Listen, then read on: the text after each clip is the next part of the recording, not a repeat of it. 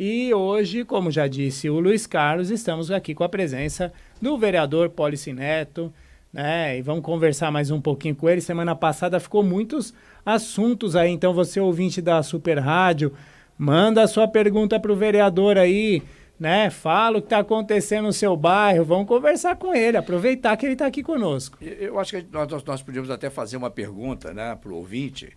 O que o ouvinte está achando desse momento de abertura, de bares, de restaurantes, de parques, né? Porque, veja bem, Fábio, o vereador está aqui e a gente está vendo aí acontecer o seguinte, academias e parques abrem hoje, né? Abriram hoje. Até houve aqui um comentário do Cacá que ali na Vila Formosa, o Serete abriu, né, nesse final de semana. No sábado o Serete estava aberto, né?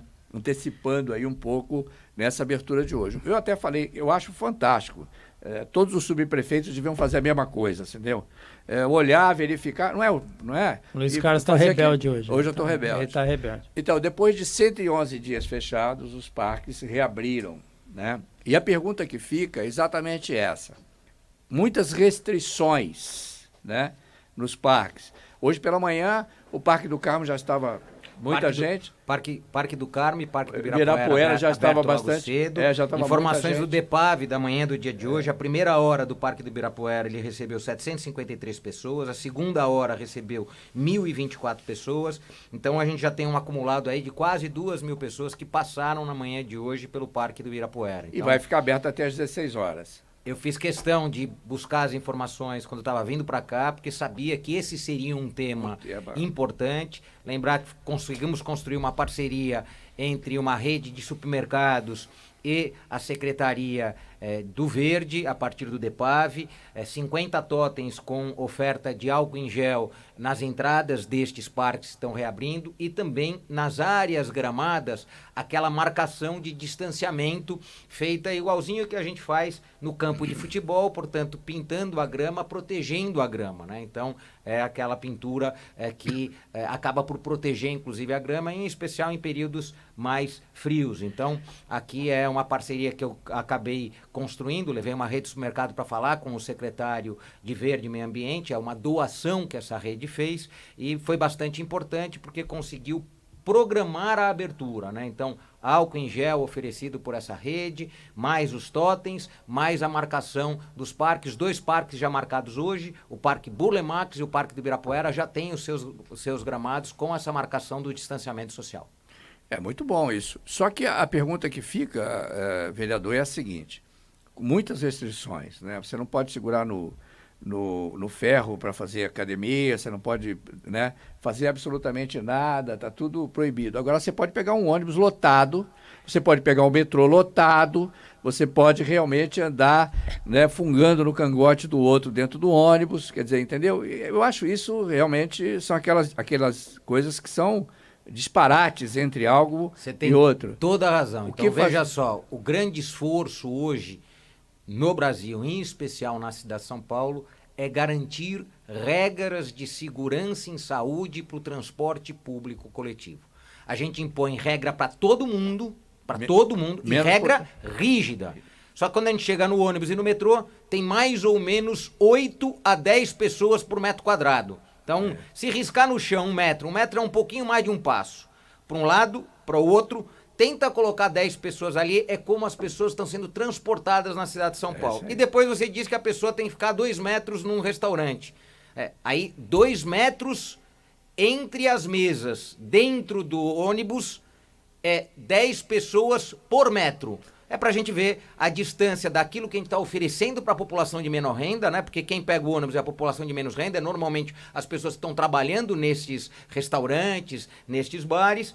Então a gente impõe às pessoas que nos servem ou que servem aqui, o pessoal do Centro Expandido, uma condição de segurança e saúde péssima, para depois exigir de quem vai ao parque uma série de restrições que não tem a mínima lógica. Tem toda a razão. Acho que a gente tinha que, primeiro, era oferecer transporte público com segurança e saúde. Até agora, a gente não viu absolutamente nada disso. É que você tem muitas restrições em tudo quanto é ação, setores da cidade, né? As ações estão sendo colocadas, e eu não sou contra elas, não. Eu acho que elas têm que existir mesmo. Agora, o transporte, como fica? O Júnior Berilo, que está sempre atento à mobilidade na cidade, o que você tem visto por aí? Não, eu vejo que um secretário de transporte caiu porque não conseguiu que as pessoas não andassem em pé no ônibus. O secretário caiu por isso. Isso foi só uma desculpa. Foi um detalhe. Aí depois, o que aconteceu? Falaram, vai ser uma poltrona com o usuário e a outra poltrona vai vazia, porque não dá para ficar uma pessoa do lado da outra, porque a distância ali não chega a 1 metro. Não tem. Na teoria é bonito, mas na prática você não consegue colocar para funcionar. Você chega no terminal da Lapa, por exemplo, passei por lá agora há pouco. No terminal da Lapa, todo mundo vai embarcando no ônibus, não tem um controle. O motorista, a única coisa que o motorista fala é coloca a máscara. Tem pessoa que está com a máscara embaixo do queixo. Coloca a máscara. Mas fora isso, não tem outra medida.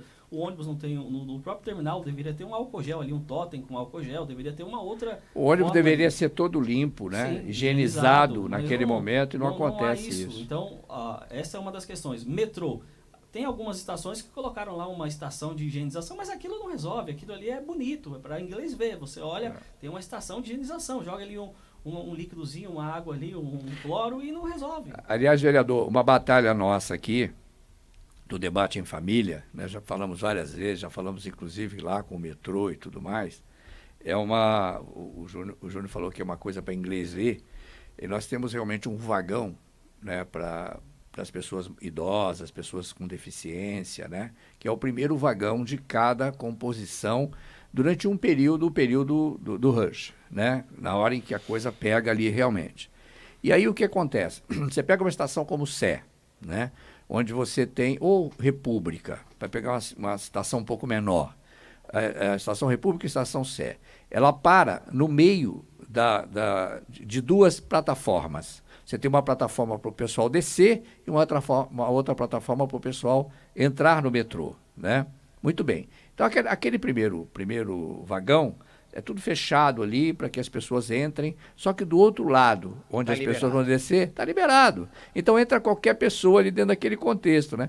E não tem, porque é melhor, não tem nenhuma pessoa do metrô, nenhum funcionário do metrô ali, naquele local, barrando a entrada das pessoas que não são idosas, que não têm deficiência, né? Para você ter ideia, há quase um ano atrás, junto com o APP Cívico, eu criei uma plataforma chamada Fiscalizando o Busão. Então, quem quiser, só dá uma googada, Fiscalizando o Busão. O Fiscalizando o Busão é uma fórmula da gente informar a sociedade como o ônibus na cidade de São Paulo está operando. E por que isso? O último contrato assinado pela Prefeitura de São Paulo com as novas concessionárias, que estão completando um ano agora, parte da remuneração pelo serviço prestado é a qualidade conferida pelo usuário. Só que nenhum instrumento foi desenvolvido até agora pela própria SP Trans para avaliar a qualidade. Eu não sei como está usando este elemento remuneratório, porque você paga parte do serviço a partir da qualidade. É uma inovação boa do contrato. A única coisa é que a gente não viu ainda nenhum instrumento para isso. E nós criamos uma pequena plataforma, ela vem funcionando muito bem, chama Fiscalizando o Busão. Então, quem der uma googadinha vai encontrar lá o Fiscalizando o Busão. E o Fiscalizando o Busão permite que você poste uma foto, poste um vídeo e conte como está o seu ônibus daquela linha. Então isso é super importante, porque a gente passa a ter uma fórmula de fiscalizar a qualidade do serviço que está sendo entregue para a gente. Agora, vereador, nós estamos recebendo aqui o vereador Pólice Neto hoje, no Debate em Família, nessa segunda-feira, dia do rock, né? E a pergunta é a seguinte, o que os vereadores de São Paulo fazem no momento desse para fiscalizar realmente a prefeitura e cobrar da prefeitura, ou seja, aquilo que realmente tem que ser feito em relação principalmente à mobilidade, ao transporte coletivo, que nós estamos discutindo aqui, e o senhor está dizendo exatamente que o senhor concorda que os ônibus não podem andar cheio desse jeito. Porque aconteceram lá atrás alguns momentos em que a gente bateu bastante aqui no Debate em Família, né, nesse aspecto de tirar os ônibus da rua. Ao contrário de tirar os ônibus da rua no momento da pandemia, você tinha que colocar mais ônibus para eles andarem mais vazios. A gente sabe que isso tem um custo, a gente sabe que no momento de retenção de valores, de você estar realmente segurando um pouco os valores para cuidar de um outro segmento que necessitavam dessas verbas, que era a saúde, você precisa segurar um pouco ali. Mas hoje, por exemplo, né, o transporte está altamente cheio, você não vê um ônibus vazio. Há 2 né? meses atrás fazia sentido você ter menos ônibus na rua. Hoje não faz, porque hoje com a retomada, o próprio vereador citou aqui... Eu não acho que fazia sentido, não. Você ter menos ônibus no primeiro momento... Eu acho que tinha que ter mais ônibus. Não, no primeiro momento lá, em março, abril, abril. Tudo bem, mas depois, a partir do momento que começou a reabrir, começou a ter mais movimentação na cidade, já não fazia mais sentido. Hoje o vereador citou aqui que no Parque do Ibirapuera passaram mais de 1.000 pessoas hoje pela manhã. A maioria deve ter ido de transporte público, quem foi ou quem mora ali do lado foi correr. Então o transporte hoje ele é usado de várias maneiras. Então, se você por aí você mede o número de 1.000 pessoas numa segunda-feira no Ibirapuera. 2.000 pessoas já Você imagina no Parque do Carmo. Numa segunda-feira. Imagina isso. Daqui a pouquinho a gente vai ter as informações do Carmo, eu passo para vocês. Mas, na realidade, a gente tem 2 formas, né? O parlamentar tem 2 formas de fiscalizar o sistema de transporte público coletivo, né? A primeira delas é fiscal, é quando você consegue acompanhar do ponto de vista fiscal, financeiro fiscal, quanto está sendo pago para as empresas. Então, trago aqui as informações mais recentes. No mês passado, a cidade de São Paulo passou 267 milhões de reais em forma de subsídio para as empresas de transporte. Ou seja, ela gasta 3 bilhões pouco mais de 3 ano. bilhões. 3 Esse bilhões ano deve por dar ano. uns 3.200. 3.200. Esse é o número que eu tenho mais ou menos. Só para a gente ter ideia, a gente vinha com janeiro, fevereiro e março, a gente veio com uma média de 180 milhões. Então, janeiro, 184 milhões. Fevereiro, 189 milhões. Março, 187 milhões. Em abril, a gente pulou para 287 milhões. Maio, 288 milhões. Junho, 268 milhões de reais, e já pagamos nos primeiros dias do mês de julho 167 milhões e 700 mil reais. Então, só para a gente ter ideia, nesse período que diminuiu o número de ônibus na rua, a gente ampliou em quase 100 milhões de reais o subsídio mês. Então, transportava menos e pagava gastava mais. Mas isso a gente está apurando, a gente está investigando. Essa é uma forma, é a forma com que você investiga os números. A outra é fazer como eu faço, ó. É assim, ó. Usar o transporte público coletivo. Não sei se os nossos ouvintes sabem, mas eu não uso o carro oficial. Os vereadores têm direito a um carro oficial, motorista, combustível, revisão no carro, tudo para o conforto do vereador.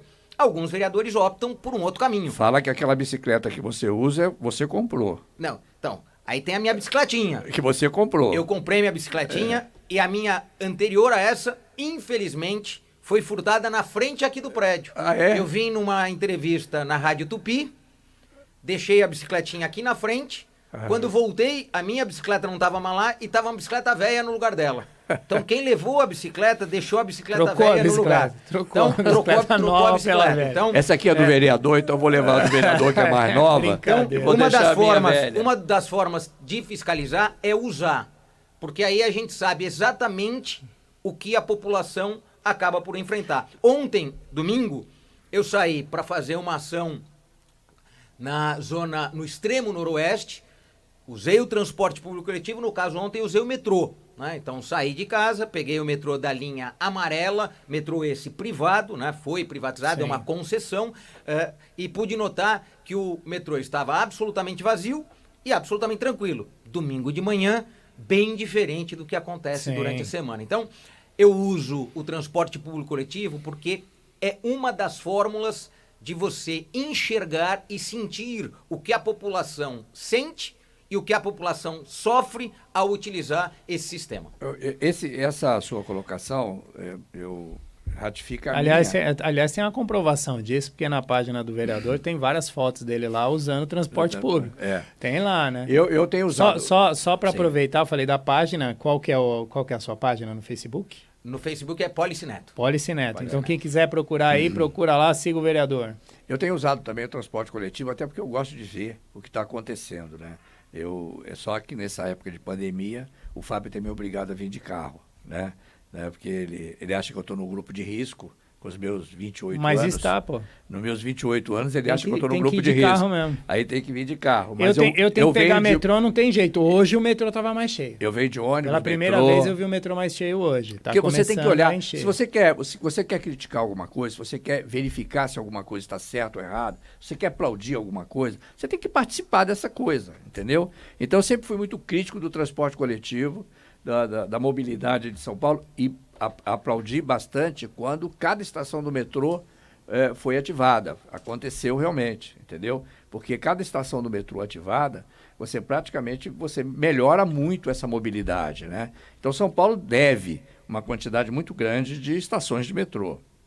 Policy, enquanto vereador, você colocou aqui que você vai na plenitude, você entra no ônibus, você vê a situação do ônibus. Hoje, você, o vereador Policy Neto, o usuário do transporte, fiscal do povo, o que você observa nos ônibus hoje? Você acha que essa mudança que teve, os consórcios foram reduzidos, as empresas passaram elas próprias serem a concessionária daquela linha, daquele setor, mudou a cor do ônibus, mudou muita coisa. Há uma promessa de que todos os ônibus teriam Wi-Fi, que teriam ônibus com menos de 10 anos de uso. Isso, na prática, não funciona. Na teoria, é muito bonito. Como que você observa isso e qual a sua opinião? Não, o que a gente sente é que muito do que foi falado ainda não foi feito. Então, ainda está naquele campo da promessa. Então, foi falado que teria a mudança da matriz energética, né? O que é a matriz energética? O ônibus a diesel, ele polui muito. Todos nós sabemos, né? Então, e é essa poluição que mais mata. Sem dúvida nenhuma, se a gente consegue trazer ônibus elétricos, o que a gente faz é reduzir a poluição e economizar, porque os ônibus elétricos também economizam. Então, a primeira questão é essa, os ônibus têm que mudar o seu padrão. Segundo, é melhorar a oferta pela cidade. A gente tem muito ônibus em cima dos corredores e às vezes a gente vê uma fila gigantesca de ônibus, um atrás do outro, andando bem devagarzinho, mas quando a gente chega lá na periferia, não é a mesma oferta. Então a gente vê abarrotado de ônibus os corredores, às vezes ônibus vazios nos corredores, concorrendo muitas vezes com o metrô. Então, para quem pega o corredor Ibirapuera, para quem pega o corredor da Santo Amaro, vai vendo que muitas vezes tem ônibus vazios, o que não é adequado. O ônibus tem que ter pelo menos o volume de passageiros sentado, para bem remunerar. É quase dizer o seguinte, ônibus vazio, alguém vai pagar a conta do ônibus vazio. Então, esse equilíbrio de levar o ônibus para a periferia, para não deixar o povo muito espremido como ele está hoje. As primeiras viagens são muito doloridas. As viagens periféricas, onde o ônibus ainda passa por ruas estreitas, essas são as viagens mais complexas. Quando vai chegando mais na região central, sem dúvida nenhuma, você vai recebendo oferta, você recebe corredor, você recebe faixa exclusiva, então você vai ganhando um pouquinho mais de velocidade. Então o esforço que tem que ser feito é um esforço de planejamento. Primeiro, levar para a periferia muito das faixas exclusivas nestes horários, então ampliar bastante as faixas exclusivas de ônibus nos horários de pico, então das 6 da manhã até as 9 horas da manhã, dando uma onda verde para o ônibus, né? Para ele circular, porque ele tem mais gente, então ele circular com prioridade. É esse esforço que a gente tem que fazer, é esse esforço que eu estou dedicado, né? Essa é uma questão que o meu mandato está sempre muito dedicado, porque é uma questão vital para São Paulo, né? É impossível alguém ter qualidade de vida na cidade de São Paulo quando você gasta 1/3 do seu dia útil dentro do transporte, né? Então, se você vai trabalhar 8 horas... Você gasta 3 horas, às vezes 3 horas e meia, entre 1h30, 2 horas para ir, 1h30, 2 horas para voltar. Quando você pega as suas 8 horas de trabalho, você verifica que 1/3 da sua vida útil está comprometida com o transporte. Então a gente está tirando vida das pessoas, né? Quando a gente acaba por ocupar 1/3 da vida delas dentro dos congestionamentos da cidade. Então a gente tem que acertar muito isso, mas para isso ser uma verdade, o sistema tem que funcionar por completo. Aí a gente tem que reduzir o número de passageiros do transporte individual de carro. Então a gente tem que ter um transporte de qualidade coletivo, inclusive para atrair pessoas que hoje só usam o carro. Né? Hoje a gente não consegue. Hoje, falando sobre auxílio emergencial, eu respondi isso porque tem uma questão, vereador, que se foi levantada agora. Eu queria lhe perguntar como é que se pode fazer para se controlar isso. 3.300 funcionários da Prefeitura de São Paulo receberam auxílio emergencial irregularmente, já que eles estão realmente protegidos, Trabalhando, de alguma forma funcionários trabalhando, né? E isso gastou-se mais ou menos um pouco mais do que 2,1 milhões até maio de 2020. Receberam primeira e segunda parcela.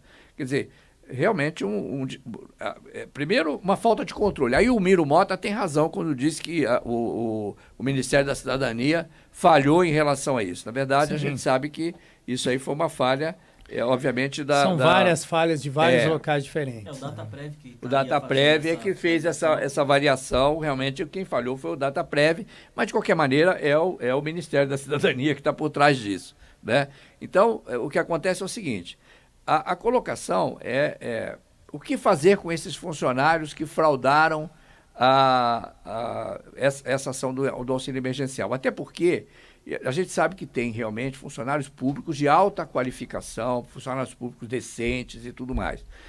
E uma coisa que eu falei aqui algum tempo atrás, e apanhei um pouco dos funcionários públicos que estão ouvindo, são ouvintes daqui da Super Rádio, ouvintes do Debate em Família, foi por que todo mundo teve o seu salário grosado e o funcionalismo não? Né? E eu não estou falando aqui do funcionário que ganha menos de R$3.000. Eu estou falando do funcionário público que ganha acima de R$3.000. Coloquei o número aqui, né? Porque estou colocando o número da própria qualificação para receber do auxílio emergencial. É isso? Era como você poderia tratar todos igualmente. Igualmente. Né? Então, por quê? Para você ter ideia... E além disso, o cara ainda vai receber auxílio emergencial. Acho que quem recebeu pode até precisar. Eu acho que tem duas coisas que são muito importantes aqui. Primeiro para ser servidor público, você tem que ter espírito público. Esse que foi buscar o auxílio emergencial de forma indevida, pouco ética, tinha que ter uma punição exemplar. Esse é o primeiro, simples assim. Tinha que ter uma punição exemplar. Por quê? Não é só devolver o dinheiro. Não é só, lógico que não é só devolver o dinheiro.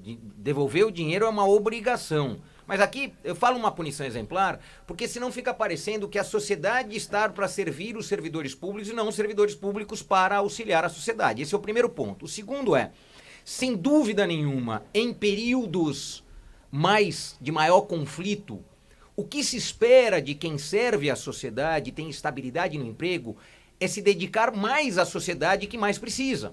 Sim. Tão logo iniciou a pandemia, o meu gabinete cortou metade de todos os seus gastos. Levou mais de 50 dias para a Câmara fazer o mesmo para todos os vereadores. E cortou em 30%. A gente manteve o corte de 50%. Então, o meu salário foi cortado em 30% também. E por que não o funcionalismo público? O funcionalismo público tem uma regra constitucional de irredutibilidade. Então, o que precisava? Precisava de um movimento nacional para que o Congresso aprovasse uma regra temporal que, neste período, as exigências impostas à sociedade estivessem impostas a todos, inclusive aqueles que têm estabilidade, mas por quê? Se todos estão se dedicando um pouco mais e recebendo um pouco menos, dói um pouco menos em todos se todos cederem um pouco. É quase o seguinte, se todos fizerem um esforço junto, todos farão um esforço menor. Doerá menos, vai doer menos no corpo e no bolso, se todo mundo fizer o esforço junto. Perfeito. Quando todos não fazem juntos, vai sobrar para alguns. Esforço maior, esforço no corpo e esforço no bolso. Como a gente produziu uma sociedade desigual, né? Matéria do dia de ontem, com muita repercussão no dia de hoje, aponta que 97% dos nossos magistrados, dos nossos juízes recebem acima do teto constitucional. Então são os juízes recebendo mais do que a Constituição determina.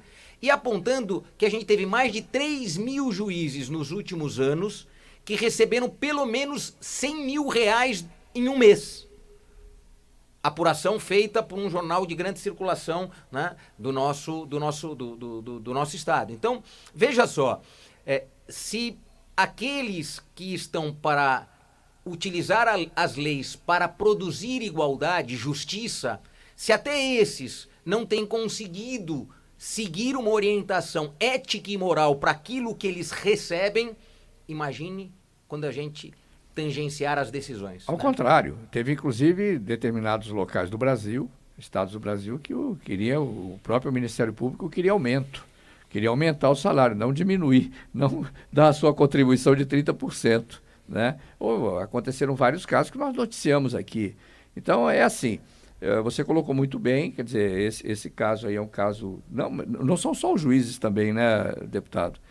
Vereador, são também outros segmentos, né, que realmente tem isso, né? É que a matéria trazia isso, é lógico, a gente tem que estar sempre muito atento. Vários servidores públicos. A gente tem uma magistratura com excelentes quadros, a gente tem que elogiar muito, quadros que chegaram ao Supremo. Eu acho que é muito importante a gente entender o esforço profissional. A questão é a mensagem que muitas vezes é passada. É uma mensagem que às vezes acaba por desiludir a própria população quando você enxerga números como esse, né? Uma população que pode passar 10 anos sem conseguir receber 100 mil reais e um juiz recebendo isso em apenas um mês. Então, mas aí E essas são questões que a gente tem que estar sempre muito atento.